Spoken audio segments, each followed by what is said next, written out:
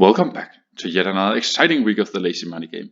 In this week's episode, I will introduce the concept of financial repression.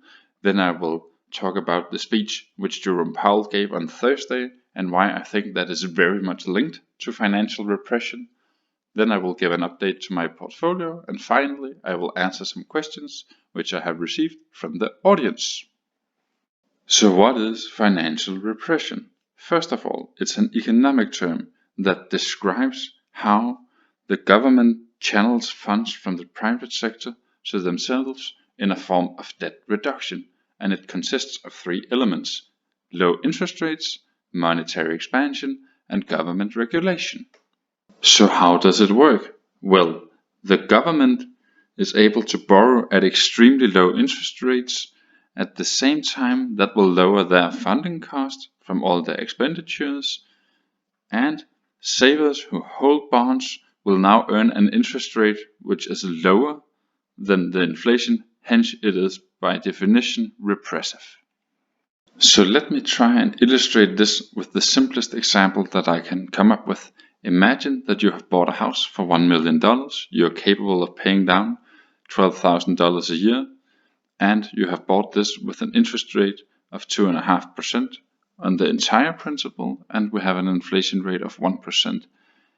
Then it becomes very clear here, if your income is not increasing by more than the inflation rate, then you will never be able to serve your mortgage, meaning that the principal will just keep on increasing since the interest rate will far outgrow your inflation adjusted income. But imagine now what will happen if you were in this financial repression scenario. If you could control the interest rate and the inflation rate, let's see how that will actually affect your capability of paying down your mortgage.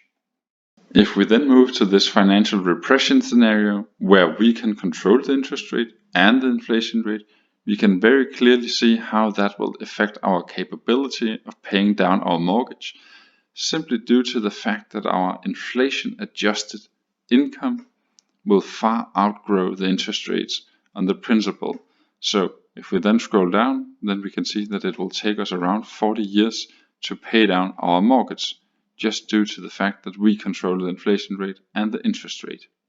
So that is in essence financial repression. Of course, it becomes a little more complicated than my simplified example when we talk about governments, because for instance, one obvious question would be, who would like to hold bonds with a lower interest rate than the inflation rate? This is where the government regulation comes into play, because the government can force, for instance, banks to hold bonds of a sufficiently high quality, meaning for instance government bonds, where the interest rate is lower than the inflation rate. And that is how we can end up in a financial repression scenario. So how does all of this link to the speech which Jerome Powell gave on Thursday? On Thursday, Jerome Powell updated the long-term estimates for the inflation rates. Now they have been set to 2%, meaning that they are willing to let it go higher for shorter period of times and go lower as well. And since we know that the interest rate will keep close to zero for the foreseeable future, and that we now know that they are willing to let the inflation rate go above 2%, and when we at the same time have this government regulation forcing banks, for instance, to hold bonds of sufficiently high quality, meaning government bonds, where the interest rate is indeed lower than the 2% where the inflation rate currently is, then we end up in this financial repression scenario. I will of course include links in the description below, both to the speech here in text. I have also found it on YouTube, on Fox News, so you can go and see it for yourself. There was only around 45,000 people who have seen it when I found the link. The quality is not the best, but nonetheless I think it's important that you can actually go and see it for yourself in case you want to do that. A fair point to ask at this point as a viewer is of course, why should I care about a financial repression scenario? Well, let me try and illustrate this with yet another simple example. Let's say that you have 100,000 for investing today. if you have that in a high yield savings account, you could perhaps get 0.25%. And if you know that the inflation rate is around 2%, well, if you just let your 100,000 stay there, then 10 years from now, those 100,000 would have deteriorated into less than $84,000 due to the inflation. And then you could say, if I put these 100,000 into a government bond, let's say a 10-year treasury bond, well, I'm sorry to say, but the interest rate there is also below the inflation. It is around 0.75% currently. So unless you're willing to add more risk, then you will be left with less money 10 years from now than what you have today. So how do you feel about the financial repression? Was this something that you have ever thought about when the interest rate is lower than the inflation rate? In case you don't invest your money in something that pays more than the inflation, you will actually lose money. Please comment down below. It will be really interesting to see how many people who have actually learned something new today. So with the financial repression scenario in mind, let's take a closer look at my portfolio and see what has happened within the week. So the first thing we notice is that the value of the portfolio has increased since there is a green circle for this week's episode, and that is not really too surprising when I have just talked about that investors have to go and put on more risk in order to try and beat the inflation.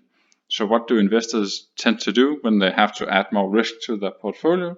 Well, they buy stocks. So it is not really surprising that we see that the market has increased. Of course, it could have decreased as well if the illness or the current pandemic has severely increased. So the portfolio has increased around $2,000 in value since I can see that it is up $2,500, but I have actually invested $500 within the week.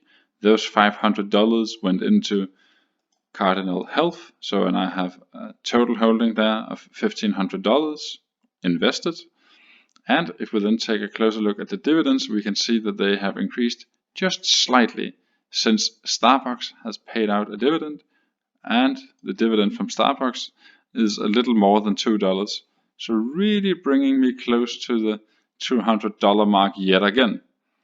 So since August now is almost over and I'm not intending to buy stocks on Monday, then I think it's fair to summarize and see what has actually happened within the month. So just to summarize, these are the companies which have paid out a dividend during August. So JP Morgan, LTC, CVS, Verizon Communications, General Dynamics, Synchrony Financials, AbbVie, Realty Income Corp, and Starbucks, which totaled a little less than $200 after the withholding tax. And to summarize my purchases, I have added for $1,500 into Verizon Communications. I did it in two buys, one on $1,000 and one on $500. And then there was also $500 invested into Cardinal Health. So my $2,000 invested this month give me these added extra quarterly dividends, which sums up to these yearly dividends. And after the withholding tax, we can see that I have managed to increase my yearly dividends with $70 with this month's investment.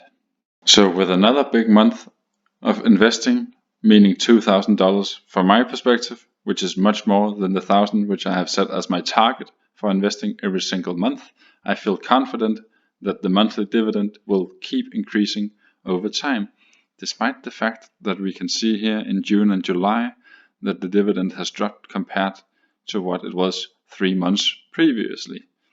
So, as long as I keep adding more funds, then the monthly dividend will increase. Another thing which I'm quite happy to see here is that the portfolio has contributed close to 10% of my big investment, and if I have stayed or sticked to my $1,000, then the portfolio was actually have contributed close to 20%.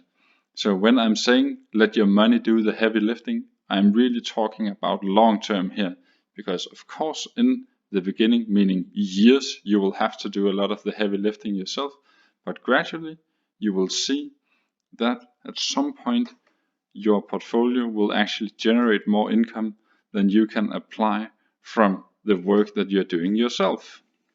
So let's continue with questions from the audience. So the first question goes like this. Hey LMG, how exactly do you keep track of your dividends? I believe this question must be from one of the newer viewers, since I think I have addressed this before, but nonetheless, let's take a closer look at it. So since I'm using Revolut, I'm receiving a push notification to my phone every time that I'm receiving a dividend. And what I do with that information is that I simply plug it into a spreadsheet, and then I'm sharing it with the viewers on the channel. So that is how I keep track of it. But let me just show you one good way of keeping track of upcoming dividends or future payments which you will receive into your account. So the way that I keep track of future dividends is by using the webpage called Seeking Alpha. I highly suggest that you create a separate email address for this stock portfolio, since Seeking Alpha tends to send you a lot of emails for the companies which you have inside your portfolio here. So in case you don't want your regular email to be spammed with emails, then create a separate email address. But once you have done that, it's quite easy to set up a portfolio. You simply go to My Portfolio and then you add the stocks. And if we then go to the Dividends tab here, we can see that AbbVie paid me in August. And if we then sort by payout date, then we can go and see which companies will be paying me during September. So we can see here that Pfizer will be paying me on Tuesday, but since I am using a foreign broker, there will typically be a 1 or 2 day delay before I can actually see the money into my account. But this is how I keep track of future dividends which I will receive. So hopefully that answered the question about how exactly I keep track of my dividends. That was at least the intention. And now you should know more about what a financial repression is and why I think it matters to you. So until I see you next Sunday, remember to comment, like and subscribe. Bye!